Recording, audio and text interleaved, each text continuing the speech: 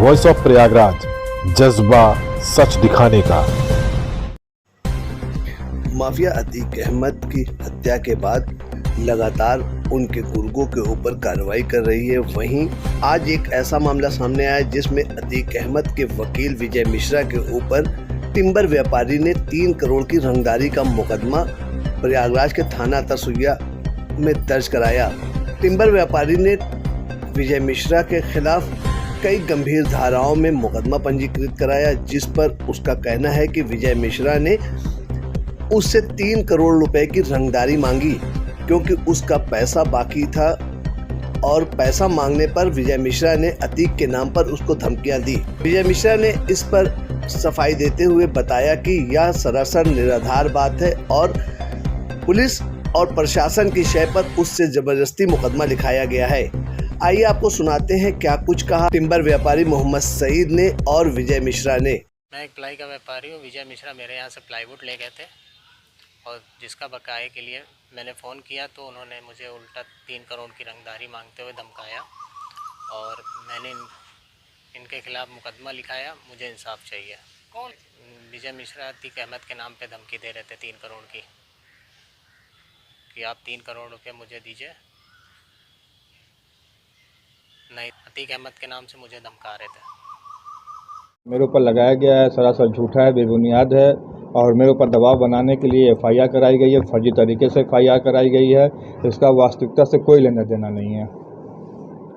क्या है था पूरा मामला और इस पूरे मामले में किस तरीके से आपने क्या अपना पक्ष किस तरीके से रखा है? चूँकि मामला कुछ और था, इसको जो है पुलिस प्रशासन द्वारा मामला कुछ और ही बना दिया गया है, जिसके द्वारा ये एफआईआर कराई गई। जो एफआईआर करता है वो मेरा अच्छा संबंधी था, वो टिम्बर और लकड़ी का व्यापारी था। हमारा मकान बन रहा था, उसके यहाँ से जो है लकड़ियाँ आई हुई थी हमारे यहाँ।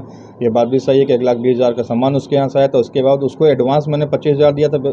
उसके बाद उसका सारा पेमेंट हो चुका था, लगभग 1 लाख रुपये उसका पेमेंट हो चुका था। 20,000 रुपये उसका पेमेंट बचा हुआ था। काम उस समय मेरा चल रहा था, तो स्वाभाविक सी बात है जब किसी का काम चल रहा था, मकान बन रहा था, सामान आना जाना लगा रहता है। इस बाबत उसने जो है अपने मुंशी को मेरे पास पेमेंट के लिए भेजा था, तो मैंने उसने मुझे फ़ोन किया। मैंने कहा कि यार इस समय जो है मेरी मानसिक स्थिति ठीक नहीं है, क्योंकि 2 दिन पहले अतीक अहमद की हत्या हुई, उस समय मैं वहाँ मौजूद था और मेरे अगल बगल से गोलियाँ गुजरी हैं, तो इस समय स्थिति ठीक नहीं है। और रही पेमेंट की बात, तो हम सईद अहमद से बात करके उसका पेमेंट कर देंगे, आप उससे जाके कह दीजिएगा। उसके बाद सईद अहमद से मेरी बात भी हुई। सईद ने कहा नहीं भाई, वो गलती से आपके पास चला गया था, ऐसी कोई बात नहीं है, आपका पेमेंट जो है वो आ जाता है, आपने सारा पेमेंट कर ही दिया था, कुछ 20,000 वाली कोई बात नहीं है, ठीक है, जब आप सही रहेगा तो पेमेंट कर दीजिएगा। इस बात को जो है पुलिस प्रशासन द्वारा मेरे मोबाइल को जो है लिसनिंग में लगाया गया हुआ था, मेरे मोबाइल को बराबर सुना जा रहा था। ये बात पुलिस को जानकारी हुई कि इनका लेन देन का मामला है। पुलिस द्वारा सईद अहमद को पकड़ लिया जाता है, 5 दिन अपने साथ रखा जाता है, टॉर्चर किया जाता है। टॉर्चर करने के बाद उनसे ये कहा जाता है कि विजय मिश्रा वकील के खिलाफ एक प्रार्थना पत्र रंगदारी का दो, तब तुम्हें छोड़ा जाएगा। और मरता क्या ना करता, उसको अपनी जान की बनाई हुई थी, उसने जो है मजबूरी में एक प्रार्थना पत्र दिया पुलिस को, उसके बाद उसको छोड़ा गया। इस बात की जानकारी उनके घर वालों ने मुझे दी थी कि 5 दिन से पुलिस उसको पकड़ के रखी है। आपसे बात होने के बाद ही, जब उसने आपसे पेमेंट की बात की थी, जो आपको सामान गया था उसके उधार मांगने के लिए आपको उसने फ़ोन किया, उसी के बाद उसको पुलिस पकड़ के ले गई है और 5 दिन से छोड़ नहीं रही है। पुलिस ने उसको इसी शर्त पर छोड़ा कि तुम विजय मिश्रा के खिलाफ एक प्रार्थना पत्र दो, तभी तुमको छोड़ा जाएगा। उसी के बाबत ये जो है फर्जी तरीके से एफआईआर दबाव बना के करा दी गई है।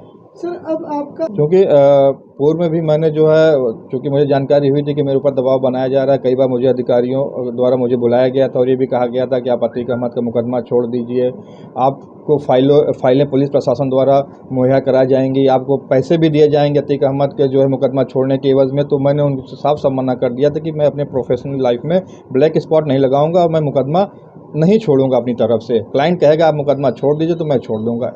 जब उन्होंने हर तरीके से दबाव बनाया, मुझे प्रलोभन पैसे का दिया, पुलिस प्रशासन द्वारा पैसे का प्रलोभन दिया गया, फाइलों का प्रलोभन दिया गया, जब मैं उनकी बात नहीं माना तो उसके बाद उन्होंने यह हथकंडा अपना के मेरे ऊपर एफआईआर कराई। इस बाबत क्योंकि पूर्व में भी मैंने जो है, चूँकि मुझे जानकारी हुई थी कि मेरे ऊपर दबाव बनाया जा रहा है, कई बार मुझे अधिकारियों द्वारा मुझे बुलाया गया था और ये भी कहा गया था कि आप अतीक अहमद का मुकदमा छोड़ दीजिए, आपको फाइलें पुलिस प्रशासन द्वारा मुहैया कराई जाएंगी, आपको पैसे भी दिए जाएंगे अतीक अहमद के जो है मुकदमा छोड़ने के एवज में। तो मैंने उनसे साफ साफ मना कर दिया था कि मैं अपने प्रोफेशनल लाइफ में ब्लैक स्पॉट नहीं लगाऊंगा और मैं मुकदमा नहीं छोड़ूंगा अपनी तरफ से। क्लाइंट कहेगा आप मुकदमा छोड़ दीजिए तो मैं छोड़ दूंगा।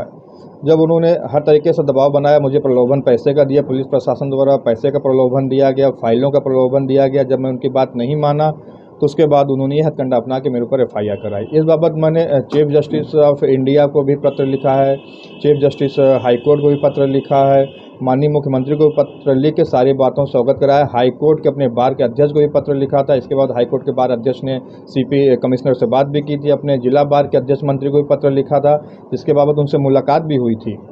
तो ये बिल्कुल जो है फर्जी तरीके से मुझे फंसाया गया है। जबकि एक मंद बुद्धि बालक भी इस समय जान जाएगा कि अतीक अहमद के अधिवक्ता है, अतीक अहमद अशरफ की हत्या हो चुकी है, तो एक मंद बुद्धि बालक भी इस तरह की हरकत नहीं करेगा किसी से रंगदारी मांगने की, जो आरोप मेरे ऊपर लगाया जा रहा है। तो स्वाभाविक सी बात है, ये बुद्धिजीवियों का समाज है, सब जान रहे हैं कि पुलिस द्वारा ये दबाव बनाने के लिए ही FIR कराई गई है। सर शौकत हनीफ से भी स्टेट थी, तो लगातार इस तरीके से जो आपके ऊपर अलग अलग आरोप लगाए जा रहे हैं, कहीं ना कहीं कोई एक षड्यंत्र की बात सामने आ रही है। जी हाँ, बिल्कुल, ये मेरे खिलाफ एक प्रशासन द्वारा षड्यंत्र रचा जा रहा है कि मुझको बुरी तरह से फंसा दिया जाए, इससे मैं उनके मुकदमों की पैरवी न कर सकूं। सर परिचय दे दीजिए। विजय मिश्रा, एडवोकेट, इलाहाबाद।